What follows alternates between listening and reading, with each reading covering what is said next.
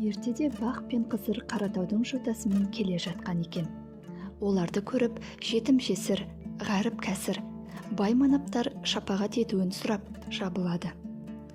Бәрі қызырдың шапанына жармасады. Біреулері аса таяғын ұстап, енді бірі бөркін сипап тілектерін айтып жатады. Қасында келе жатқан бақты ешкім елемепті. Ол кезде жұрт бақты танымайды екен. Үстіне ескі шапан, жұрты қалпақ киген оны жұрт менсінбепті. Бақ ат жақты келген, қасы ұзын адам екен.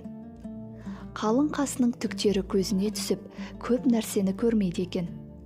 Айналасындағы у-шуды түсінбей, мына шуылдақтар кімдер? Деп қалың қасын жалп еткізіп, басын жоғары көтеріп қалғанда, қыр басындағы кемтар қызға көзі түсіпті.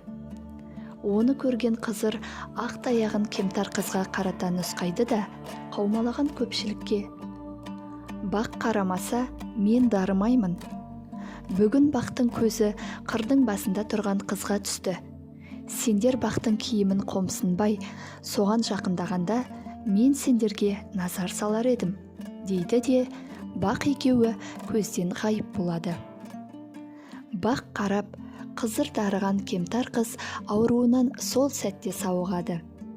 Артынша тұрмысқа шығып, үйлі баранды болған екен. Тәңір бір басына жететін дәулет беріп, мұратына жетіпті. Ал ел арасында бақ қарасын, қыдыр дарысын деген тәмсіл осыдан қалыпты деседі.